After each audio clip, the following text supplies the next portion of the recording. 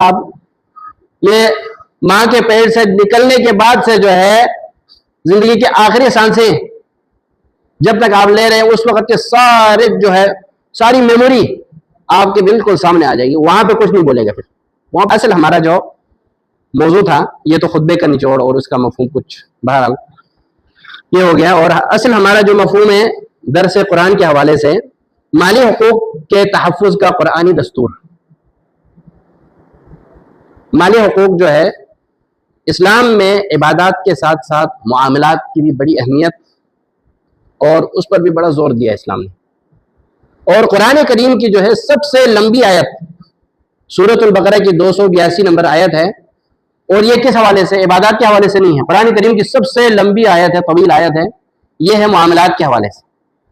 تو یہاں سے جو ہے آپ اسلام میں مالی معاملات اس کے حوالے سے اس کی اہمیت کا اندازہ لگا سکتے ہیں. اعوذ باللہ من الشیطان الرجیم. اللہ رب العزت ارشاد فرماتے ہیں یا ایہا الذین آمنوا اذا تداینتم بدین الى اجل مسمى فاکتبوه وليكتب بينكم كاتب بالعدل ولا يأبى كاتب أن يكتب كما علمه الله فليكتب وليملل الذي عليه الحق وليتق الله ربه ولا يبخس منه شيئا إلى آخر الآية. اس آیت میں اللہ رب العزت جو ہے ارشاد فرماتے ہیں, یہاں پہ بھی مومنوں سے خطاب ہے, ایمان والوں سے خطاب ہے. ایمان والوں سے, مسلمانوں سے اللہ رب العزت مخاطب ہے. قرآن کریم کی جو ہے بعض ایسے مقامات ہوتے ہیں جہاں پہ یا ایھا الناس, پورے لوگوں, یہ مسلمان کافر جو کچھ دنیا میں جو ہے جو بھی آدم کی اولاد رہتا ہے سب کے لیے خطاب ہوتا ہے یا ایھا الناس کہہ کے جب پکارتے ہیں. اور کبھی جو ہے کسی ایک جماعت کا نام لے کر پکارا یا ایھا الملأ.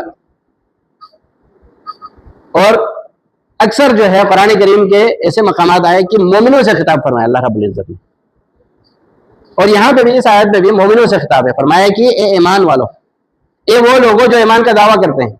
مفہوماً جو ہے آپ اس کو اس طرح بھی سمجھ سکتے ہیں, ایمان کا دعویٰ کرنے والے یا ایمان اللہ رب العزت کی ذات پر, رسول اکرم صلی اللہ علیہ وسلم پر اور اسلام کے دیگر ارکان پر, دیگر انبیاء پر جو اللہ کے نبی صلی اللہ علیہ وسلم سے پہلے آئے, ان تمام شریعت کے امور پر ایمان رکھنے والے کو مومن کہا جاتا ہے, مسلمان کہا جاتا ہے.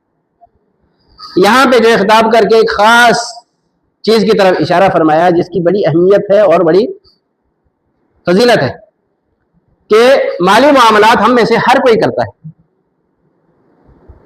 یہاں پہ خاص طور پر جو ہے ادھار جو ہم لیتے ہیں, کسی سے قرض لیتے ہیں, اس حوالے سے فرمایا کہ ایمان والو جب تم میں سے کوئی ایک محدود مدت کے لیے یا اس کے لیے اگر کوئی قرض لے لے, آپس میں جو ہے مالی معاملہ کرو تو اس کو لکھ لیا کرو. لکھنے کی جو ہے اہمیت کیوں؟ ہمارے اپنے تحفظ کے لیے, جانی مالی ہر لحاظ سے جو ہے ایک معاشرے میں جو ہے امن کے تحفظ کے لیے, خاندان کے اندر, دوستوں کے اندر پیار و محبت جو ہے برقرار رہے اور مالی حقوق جو ہے ضائع نہ ہو, اس کے لیے.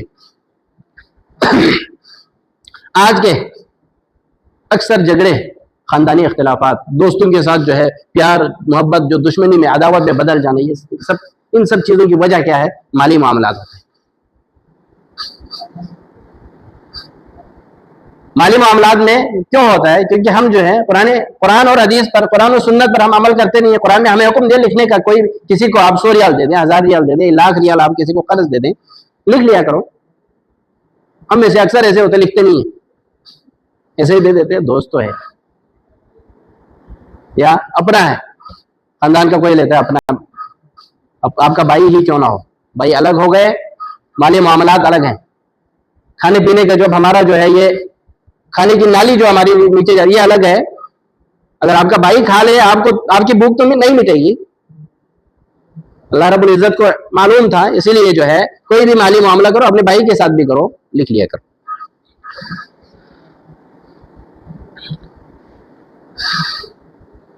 اور علماء کہتے ہیں کہ بعض لوگ سمجھتے ہیں کہ دین صرف نماز, روزہ اور حج دیگر عبادات کا نام ہے, تو ان کی سوچ جو ہے کیا ہے؟ ناقص ہے. دین صرف عبادات کا نام نہیں ہے، دین میں معاملات بھی ہیں. اور دین اسلام ہمیں جو ہے ہماری زندگی کے ہر شعبے کی طرف، ہر اس چیز کی طرف رہنمائی کرتا ہے جسے ہمیں اپنی زندگی میں روزمرہ کے اوقات میں، ایام میں ہمیں ضرورت پڑتی ہے.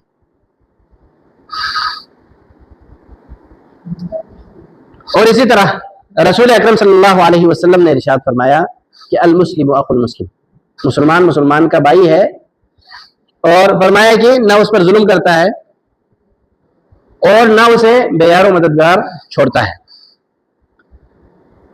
اور آگے کہتے ہیں کہ مالی معاملات میں ظلم کی بہت سی صورتیں ہیں. پہلا کیا ہے؟ قرض لیتا ہے، قرض لینے کے بعد کہتا ہے کہ انکار کرتا ہے. ہو سکتا ہے بھول گیا ہو، لیکن جس نے دیا ہے اس کے لیے وہ انکار ہی ہے. لینے والا اکثر ہوتا ہے ایسے یہ بولنے کے ناٹک کرتا ہے، یا وہ بھول ہی جاتا ہے، بھول جاتا ہوگا. اور اسی طرح وعدہ خلافی کرنا، کہتا ہے کہ آپ مجھے 100 ریال دے دیں، اگلے ہفتے میری تنخواہ آ رہی میں آپ کو دے دوں گا. اگلا ہفتہ جو ہے اگلے چند سالوں میں گزر جاتا ہے، اس کو یاد نہیں آتی، کیونکہ اس کی دینے کی نیت نہیں تھی، اس لیے یاد نہیں آتا. یاد تو اس کو آتا ہے، صحیح سے اس کے ذہن میں رہتا ہے، لیکن وہ بھی وہی ہے. وعدہ خلاف بندہ جو ہے اب ہفتے کا اس نے وہ یاد نہیں رکھا تو پھر سال بعد بھول ہی جائے گا. 100 ریال، 1000 ریال، یہ وعدہ خلافی. رات کو لیا، کہا کہ صبح میں آپ کو ATM سے نکال کے دے دوں گا، وہ صبح آتی نہیں، پھر قیامت کی صبح ہو جاتی. اور اسی طرح امانت میں خیانت کرنا، یہ بھی ظلم کی صورتوں میں سے ایک ہے. کسی نے جو ہے میرے پاس مثال کے طور پر لا کے امانت رکھی کہ آپ ہمارے مولوی صاحب ہیں، درس دیتے ہیں، یہ اچھے ہوں گے، تو امانت لا کے میرے پاس رکھ دیا. چند جو ہے مہینوں بعد وہ بیچارہ اپنی امانت لینے میرے پاس واپس آتا ہے. میں اسے کہتا ہوں مجھے تو کچھ دیا ہی نہیں، میں انکار کر دیتا. یہ امانت میں خیانت ہے اور ظلم ہے. جو حساب لیا جائے گا اس کا تو الگ معاملہ ہے، وہ تو سب کے علم میں ہے، سب جانتے ہیں کہ اس کا حساب دنیا میں نہ صحیح آخرت میں تو دینا ہی پڑے گا. وہ حساب لینے والے پھر مختلف ہوں گے. یہاں دنیا میں جو ہے پولیس، جج، یہ وہ قاضی وغیرہ ہوں گے. آخرت میں جو حساب لینے والے ہیں، آپ یہ ماں کے پیٹ سے نکلنے کے بعد سے جو ہے زندگی کی آخری سانسیں جب تک آپ لے رہے ہیں، اس وقت کے سارے جو ہے ساری میموری آپ کے بالکل سامنے آ جائے گی. وہاں پہ کچھ نہیں بولے گا، پھر وہاں پہ سارا کچھ وہ دیکھ رہا ہوگا اپنی آنکھوں کے سامنے. جس طرح ہم سکرین پہ جو کوئی ویڈیو لگا کے، ویڈیو چلا کے چند سالوں کی ویڈیو اپنی نکال کے دیکھتے ہیں، وہ ساری حرکتیں نظر آ جاتی ہیں. قیامت کے دن جو ہے ایسا ہی سسٹم ہوگا. جو کچھ ہم نے زندگی میں کیا ہے، وعدہ خلافی کیا، کسی پر ظلم کیا، امانت میں خیانت کیا، جو کچھ کیا ہے سارا کچھ ہماری نظروں کے سامنے ہوگا. وہاں پہ کوئی انکار کرنے کی صورت نہیں ہوگی، انکار کرنے کی اور جرات نہیں کرے گا وہ، کیونکہ حساب لینے والے جو ہے ایسے ہوں گے. اللہ رب العزت کی طرف سے مقررہ جو فرشتے ہیں، ان کی شکلیں دیکھ کے جو ہے وہ بندہ سارا کچھ اس کو یاد آ جائے گا، اور باقی جو فراڈ وغیرہ یہ وہ صورتیں ہیں وہ بھول جائے گا. اور اسی طرح ظلم کی صورتوں میں سے کیا ہے؟ گواہی کو چھپانا ہے. کہیں پہ جو ہے آپ کسی بھی سلسلے میں، کسی بھی معاملے میں آپ گواہ بنے ہیں، لیکن اب جو ہے آتا ہے آپ کا دوست جو ہے وہ صاف لفظوں میں اگر کہہ دے تو 2 نمبری کر رہا تھا، اس کے خلاف آپ کو گواہی دینی پڑ گئی. جو آپ کا جو دوست کے مخالف بندہ ہے، جو جس چیز کا مطالبہ کر رہے ہیں، آپ اس چیز کے گواہ ہیں، وہ حق پر ہے، بھلے آپ کا دشمن ہی صحیح، آپ اس چیز کے گواہ ہیں. اب گواہی آپ یہاں پہ چھپا رہے ہیں، اپنے دوست ناراض نہ ہو جائے، دوستی نہ بگڑے، تو یہ ظلم کی صورت ہے. اور نبی اکرم صلی اللہ علیہ وسلم نے فرمایا کہ الظلم ظلمات یوم القیامہ، ظلم جو ہے پھر قیامت کے دن اندھیرے کا سبب بنے گا. بندے کو جو ہے اندھیرا ہو، گھٹا ٹوپ اندھیرا ہو، کچھ بھی نظر نہ آ رہا ہو، اندھیرے میں چلے، آگے کچھ بھی ہوگا اس سے ٹکرا جائے گا، کوئی گڑھا ہوگا وہیں پہ گر جائے گا. قیامت کے دن اندھیرا چھا جائے تو پھر کیا ہوگا؟ جہنم کے گڑھے میں گرے گا. تو یہ ساری باتیں جو ہے ایک عاقل مسلمان، ایک مومن جو ہے اپنے ذہن میں رکھتا ہے، اور یہ کسی پر ظلم نہیں کرتا.